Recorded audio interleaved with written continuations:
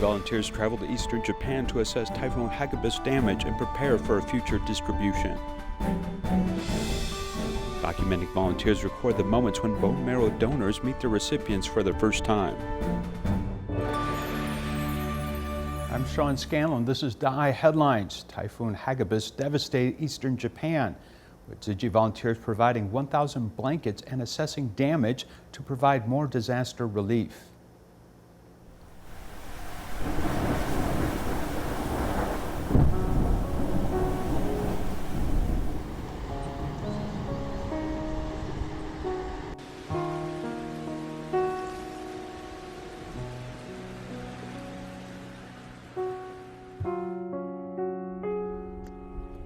The entire plots of paddy fields have been immersed in water. Since the Bukumagawa River water level rose, the dam broke. There's debris everywhere in Miyagi Prefecture, which has been devastated by Typhoon Hagibis.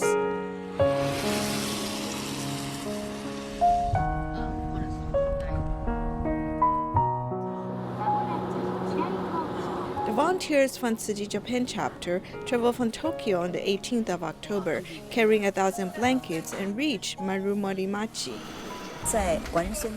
The Marumorimachi Stadium is the place the aid supplies are gathered. Yesterday, we've delivered the aid supplies here. At the Marumorimachi Stadium, the volunteers care for the affected residents on behalf of Dharma Master Zheng Yan. They've also given 1,000 blankets to the staff here. For the affected residents who are staying at the shelter, they must feel very warm being able to receive your gifts. Thank you very much. In the daytime, there is no one at the shelter because they have returned home to clean up or go to school or work.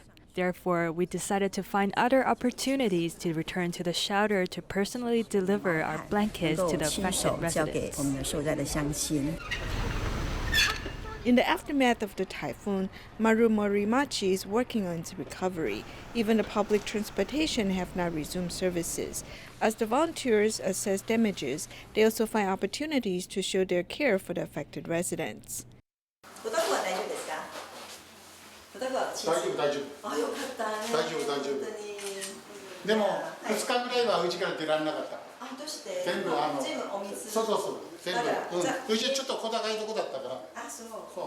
This group of volunteers have completed their damage assessment in Miyagi Prefecture.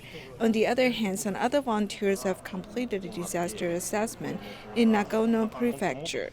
The volunteers will return to Tokyo to compile the information and plan for disaster relief work. In August, heavy rains caused serious flooding in central Laos. Tzu Chi volunteers plan to distribute rice seeds and rice in early November, with the local government fully assisting the effort. The road was bumpy after the disaster. The farmland on both sides have been damaged. This field cannot be used again. All roads have been washed out and we need to take another road, so the effects of the disaster here is very serious. In August and September, heavy rains caused serious flooding in the central region of Laos. Tzu Chi volunteers went there to assess damage and plan to distribute rice seeds and rice before the end of the year. Before the distribution, volunteers travel around to find a distribution site. In the end, they decided to borrow this ancient temple, which has a history of 300 years, for distribution.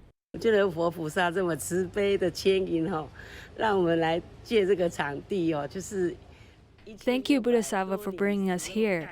This was built in the 16th century. An ancient Buddha for worshipping is inside. We often choose temple as our distribution site, just like Dharma Master is for Buddhism in all beings. On the other hand, volunteers also actively purchased local rice seed. An agricultural expert, Mr. Hong Zai-sen, is experienced in rice, has prepared an equipment to test the quality. Tzu Chi volunteers seized this opportunity to inspire compassion. The rice to be harvested this time will be full of Tzu Chi's love to help those affected people. Volunteers also visit the local government to sign a memorandum of cooperation. When Tzu Chi comes again to distribute materials, I'll ask my friends to come and help with distribution so that everyone can have the opportunity to participate and give. After finishing the meeting in the morning, the charity leader in Laos has put on a pair of white trousers like the volunteers do and visited the distribution site together. With her alongside, the road is no longer filled with obstacles. One of the volunteers, Chen Zhenhui, who is a businessman from Taiwan, helped with interpretation and was very touched.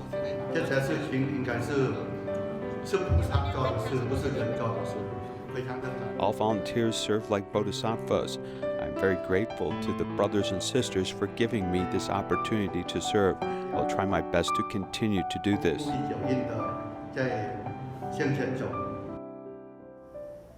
TIMA and members of the Chinese Medicine Committee of Ho Chi Minh hosted a free clinic with 6 departments.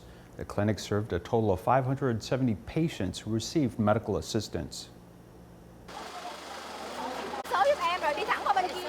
From registration to where to go next to wait for the examination, patients are guided by Tzu Chi volunteers the entire way. I can feel that everybody is very enthusiastic. The arrangement is good. I'm 86 years old already and happy to see such an orderly process. Tzu Chi Vietnam chapter held a free clinic offering 6 specialties in Binh Duong province. I've also participated in a free clinic hosted by other organizations before, yet this is the biggest among them. There are many specialists here and they have complete medical equipment in each specialty. A team of 30 practitioners from Chinese Medicine Committee of Ho Chi Minh City was invited by Tzu Chi to help the elderly improve their bones and joint problems. Internal medicine diseases require specialized equipment. The residents here mostly have bone degeneration, arthritis, and other diseases. We mainly rely on acupressure points and massage to relieve their pain. We'll use different methods to help different patients walk normally.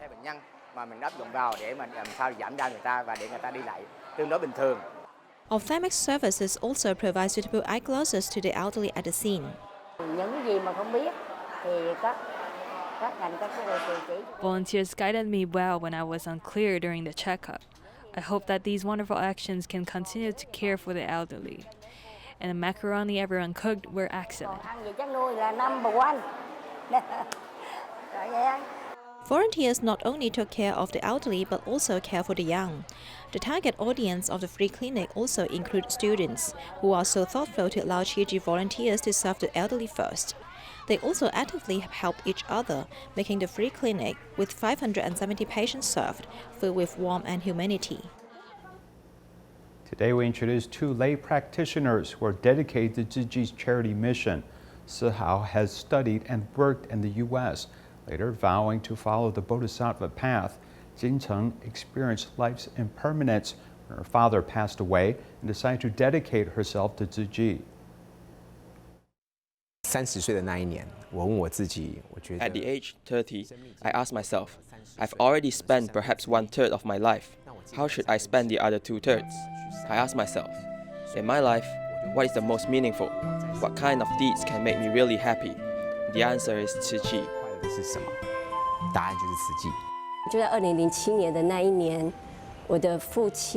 In 2007, my father's life ended in front of me, showing me impermanence.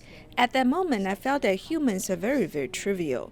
No matter what great strength you have, you cannot awaken my father again. At the moment, I realized that impermanence is not just a word in the book, but it is something that can happen to you.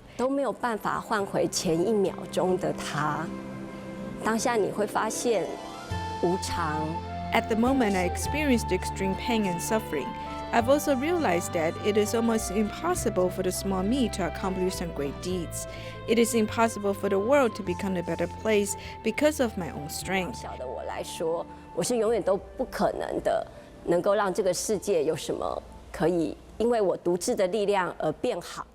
Therefore, I must join an organization in which people work together to do things.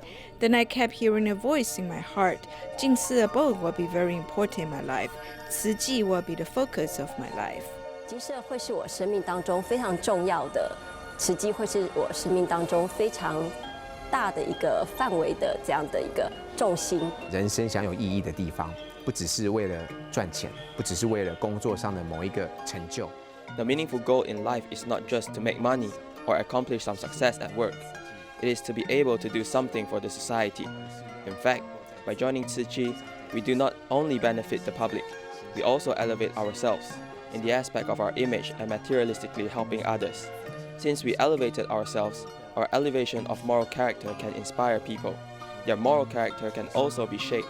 You can influence more people out there. 他们，而是让他们的品格也可以跟着你一起，你可以影响到更多的人。一路上教导清修士的过程当中。From seeing how the master guides the lay practitioners, I can feel that the master has great expectations of lay practitioners. She hopes this group of young people who have dedicated themselves can put their talents to use and make the world a better place. 那如果发心立愿能够帮助更多的人 If making a grand vow can help more people in need, if making a vow can help us grow on the path of cultivation, then it is something we should do. I think in life, being able to combine work and volunteerism is known as the combination of work and aspiration. However, if you can combine work, volunteerism, and family, that would be a combination of the three sectors. That would even be better. This way, as we wake up every morning, we carry out Tzu Chi's work. Before we go to bed at night, we also think about Tzu Chi's mission. Even in our dreams, we think about how we can help the master or help the Tzu Chi world. I think it is something we should do. 慈济世界，我觉得这就是我们应该要做的事。Tzu Chi arranged a tea gathering for the bone marrow donors and recipients. After feeling nervous about meeting each other on stage, the donors and recipients sat next to each other and had a brief chat. They learned the transplant led personal boundaries to vanish, becoming like one big family. Bone marrow donors and recipients finally meet each other after a long period of time. During the tea gathering, they showed appreciation and concern for each other. I'm deeply moved and feel very grateful for the help.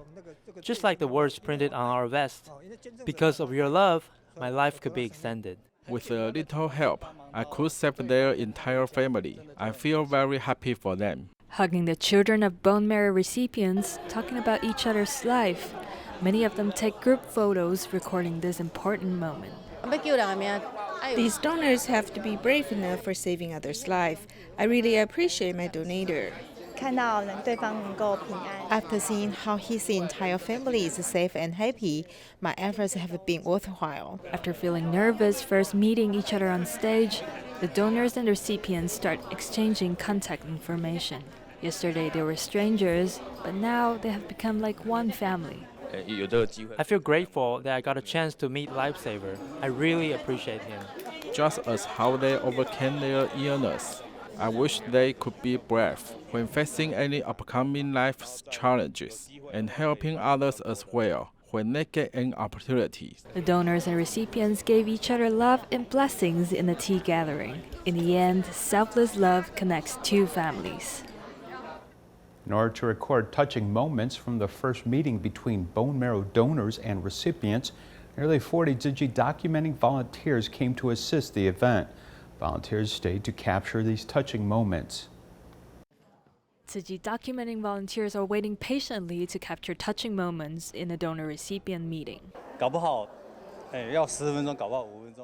It takes 5 minutes, 10 minutes, or even longer than 30 minutes to get a good photo. We want to capture these touching moments, so we kept waiting until we are satisfied. In order to capture the best moments, some photographers kept their body low and still on the floor for a long time. I have sore arms and legs.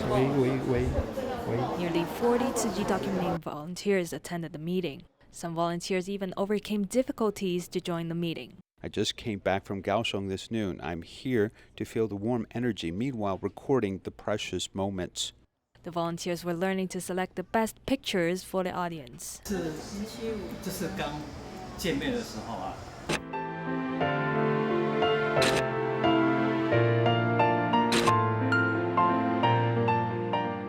The bone marrow recipients could finally express their appreciation to the donors. Through the camera, these precious moments are now forever preserved. An act of compassion can connect two strangers. Zhang Hanwei was 19 years old and was diagnosed with anemia and needed a marrow transplant in order to survive.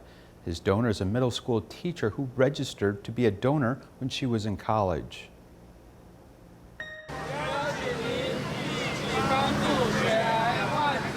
No matter on streets or in the alleys, Tzu Chi volunteers try their best to encourage people to register their blood sample. As the more people register, the more hope there is for some patient.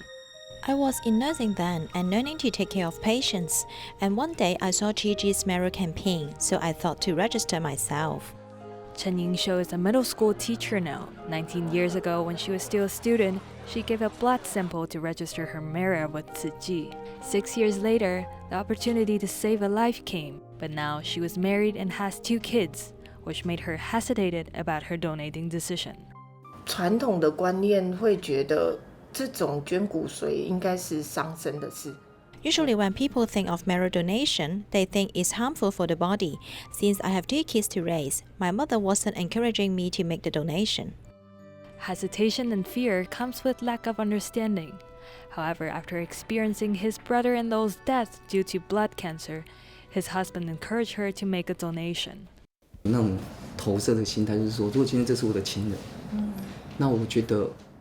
My sister's husband died because he didn't receive a bone marrow donation. Now my wife has an opportunity to donate hers to those in need. I really encourage her to do this.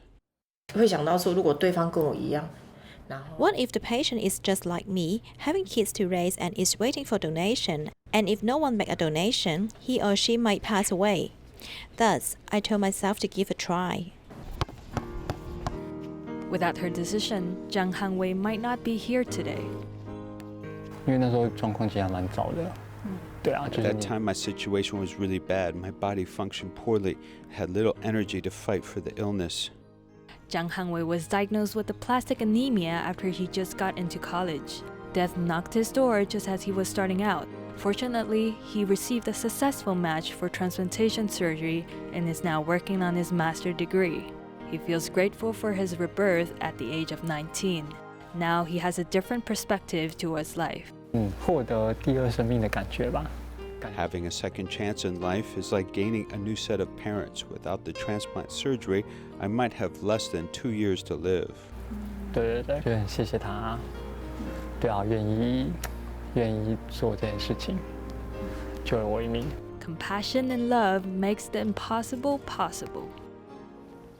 Each year, when the windy season blows through Mongolia, severe dust storms cover the country in nearby areas like Taiwan, Japan, and Korea. To prevent further desertification, the Mongolian government has been promoting reforestation of the country. In today's report, we learn more about this.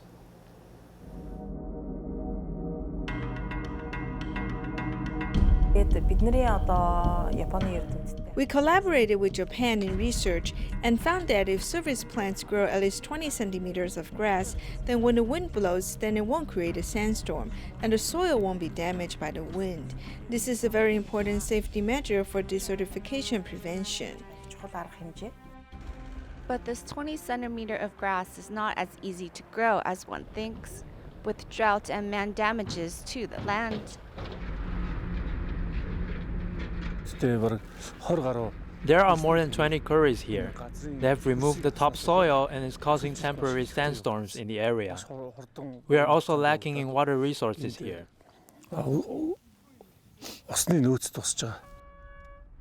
The excavation removes the soil and rock, while the grassland is being destroyed. Losing the protective barrier, sandstorms are bound to happen.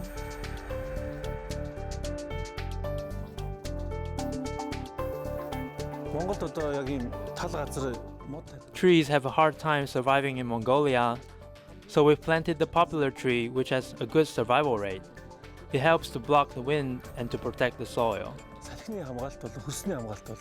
This afforestation project is a collaboration with a Korean NGO. It will plant the Mongolian poplar tree on the outside to block the wind, and when that is successful, more economic valuable trees like the sea buckthorn and black currants will follow.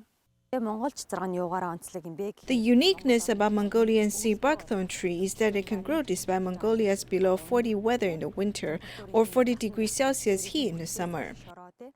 When there's a dust storm or arid temperatures, it can survive. This is what is special about this wild fruit. The root grows together and helps grabs onto the soil to reduce dust storms. It also helps to fertilize the soil and support the growth of other vegetation. There has been a governmental campaign to plant the sea buckthorn tree to prevent desertification. It's been 7 years and the trees planted to block the wind are still small and swaying in the wind. We can see here there are many deep holes which are 60 by 60 by 60 cubic centimeters. The reason for the depth of these holes is that when the tree seedlings are planted, it can be protected from the wind. And also the holes can hold up to 20 liters of water, sustainable for 1 week for the tree. Climate is nature's problem, and Mongolians don't feel like it's related to them. So they don't have much concept about planting trees and are not willing to do it. So we need to raise their awareness about afforestation and the importance of trees to protect nature. This is the fastest way to solve this problem. This professor has recruited his students to help plant trees. He says the technique isn't difficult, but it's to get the people involved that's the hard part.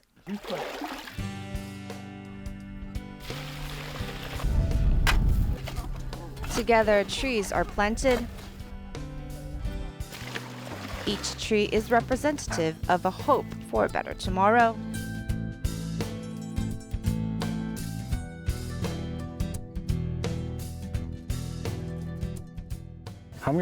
In the beginning, I wasn't thinking about why we were planting trees.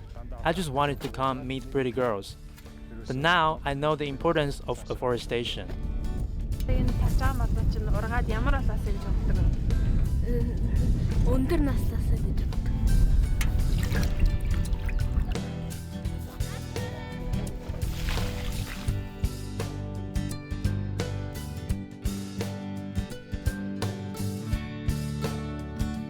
It's hard to imagine how the 123,000 tree seedlings which have already been planted have fought against the sandstorms to take root here. I hope this area can be filled with trees and become a city in the sky. This was just a field of sand. So by planting trees, when it becomes green, our summers will be more beautiful. I'm hoping by the next generation, they will be able to take a stroll here.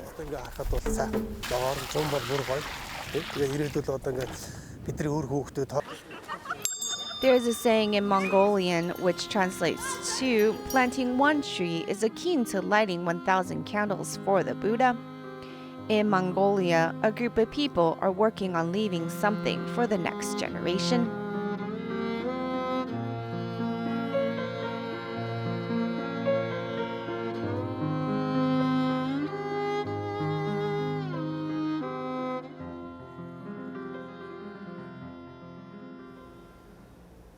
Tzu Chi Academy of Humanistic Studies in Richmond, Canada, held a parent-teacher conference at the start of the new school year.